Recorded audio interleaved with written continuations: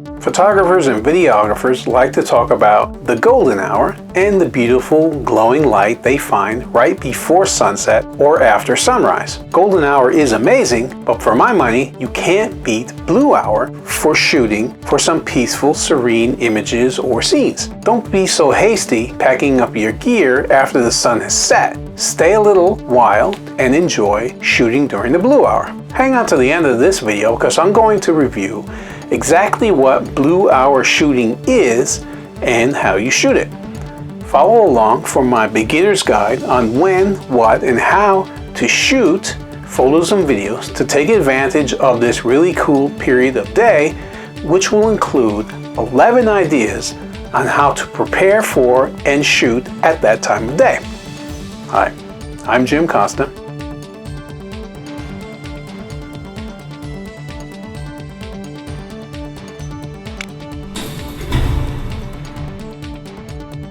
I'm a full-time working photographer, video producer, video editor, and technology pro, but you can call me a dadographer. If you like what you see in this video, stick around to the end because I've got a couple of photography, video, filmmaking, and editing freebies, and even some training courses I'll tell you about that will definitely help improve your work so you can help grow your business through earned media exposure. And remember, I welcome all of your comments, questions, and more on all of my videos. Blue hour is the period of morning or night when the sun is below the horizon but still casting light into the sky. The result is a beautiful, cool sky that makes a stunning backdrop for your photography, your videos, or your films. Blue hour skies are crisp, cool, and full of gauzy shades from indigo to navy with hints of red and pink. The general rule of thumb for blue hour is up to 1 hour after sunset or 1 hour before sunrise. Your blue hour might not last a full hour. Sometimes we only get 20 to 40 minutes of shooting of the beautiful blue before the skies turn completely black at night or the sun clears the horizon in the morning. How long the blue hour lasts and what it looks like depends on your location, season, and the weather. The best blue hours, in my opinion, occur on nights with very few clouds. Shooting during the blue hour has several advantages. First, blue hour can add more visual interest to your images or your videos or films. The blue hue of the sky is more appealing as a backdrop than a completely black sky and is a great contrast to, electric lights or the lighting that you use to light your scenes. Also, blue hour shooting helps add creativity to your images or videos or films by allowing you to convey motion. Because there is less ambient light, you can use lower shutter speeds like 1/60th or 1/10th or even 5 and up to 30 seconds. A slow shutter speed lets you convey motion by smoothing out water, for example, creating light trails or blurring clouds in the sky. Also, you aren't fighting midday or late evening sun, which can be very harsh. So blue hour gives you more flexibility when it comes to adjusting shutter speed, aperture, and ISO in dim light. Blue hour is a popular time to shoot lots of different types of images, from portraits to like carnivals or festivals. Try shooting any of these scenes or images in blue hour photography as subjects. Cityscapes, travel images like busy winding roads or freeways, landscapes like beaches, bridges, wharves or marinas, fairs, circuses, and carnivals, portraits with subtle ambient light or off-camera flash, and moon photography. To capture your own blue hour images, make sure you're ready with the following gear. Your DSLR or mirrorless camera that shoots in manual mode and RAW. Your camera should be capable of shooting in bulb mode to create long exposures. Lenses that match your intended composition. For example, a wide-angle lens such as an 18 or 24 millimeter is a great choice if you're shooting a scene that involves a cityscape or landscape. A tripod to stabilize your camera, a flashlight to adjust settings in the dark, a stopwatch or intervalometer for time-lapse images or shooting, remote shutter release such as a cable or a wireless remote, extra batteries and warm clothes if you're shooting in cold temperatures. Blue hour shooting isn't a hard concept to master, but it does take some planning and forethought to get it right. So here are my 11 best tips. First is, plan your blue hour shooting ahead of time. Scout out possible locations in the day and know when the blue hour will occur for your location. Using an app such as PhotoTime or PhotoPills can help. Now, just so you know, I'm not affiliated with those apps, but those are photography apps that I know that work really well, so I'm happy to recommend them to you now. But it's up to you if you want to use them. Look for locations that have artificial light for interest, but aren't overwhelmed with light pollution, such as, say, near a street light or something like that. Too much light in the background dilutes your blue-looking skies. You'll get a sky that's orange or pink instead of that deep, tranquil, dark blue that you want. Number 2 is pack your gear ahead of time. Make sure you have everything you need for blue hour shooting before you leave your house. You don't want to find the perfect location and have beautiful weather only to realize that you left your truck out at home. Number 3, arrive early to set up your equipment. Allow plenty of time to set up your tripod, to frame your shots, dial in focus, and make your other setting adjustments. I always plan to arrive at least 30 minutes prior to sunset or 90 minutes prior to sunrise.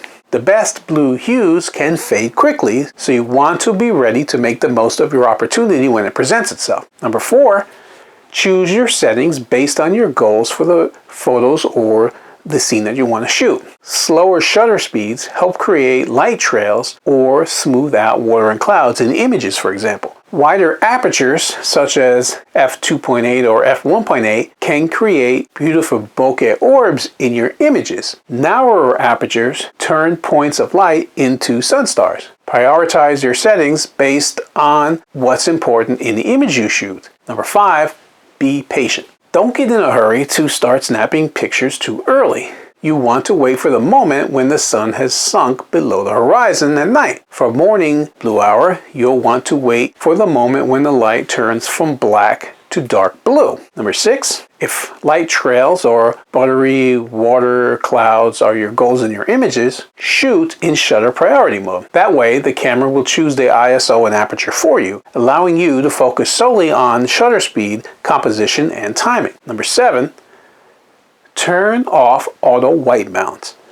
The camera gets fooled by the blues and tries to neutralize them, which kind of defeats the point of shooting gorgeous blue skies. I prefer to use Kelvin instead. Start shooting in 6500K as a starting point and adjust as needed. Number 8, use a shutter release cable or remote to fire the shutter if you're taking still images. This will make sure you are not going to jiggle the camera and create blur in your images when you manually press the trigger. If you don't have a remote cable, you can use the timer function on your camera. This lets the camera settle first after you press the shutter before it actually fires. Number 9, if you're still getting blur even using a tripod and remote, try shooting in live view or locking up your mirror. Occasionally, the minor act of your mirror flipping up in the DSLR to expose your sensor is enough to introduce blur to your image.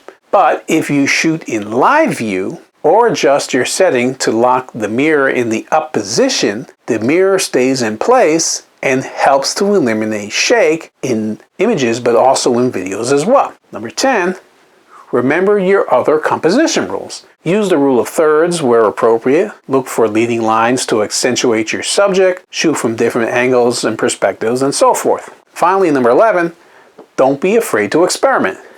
Try different combinations of settings to give your images a slightly different look and find what you like best. For example, I like to keep my ISO between 200 and 400 when I'm shooting, but you might find you really prefer the added grain of ISO 1000 or higher. Take multiple exposures with different settings and pick your favorites. Soon you'll find the perfect blue hour setting combo for images, videos, or films, or whatever you shoot. How you process your images will vary according to your personal style. The same is true for your videos. When shooting stills, I always shoot in RAW so I have the most flexibility in post-production. My shooting style is bold and colorful, and I like to look for lines and shapes, so I usually add some vibrance, separation, and contrast to images from the blue hour that I shoot. Split toning helps enhance the color of the sky while keeping the natural skin tones of my subjects. Split toning also ensures that you don't wind up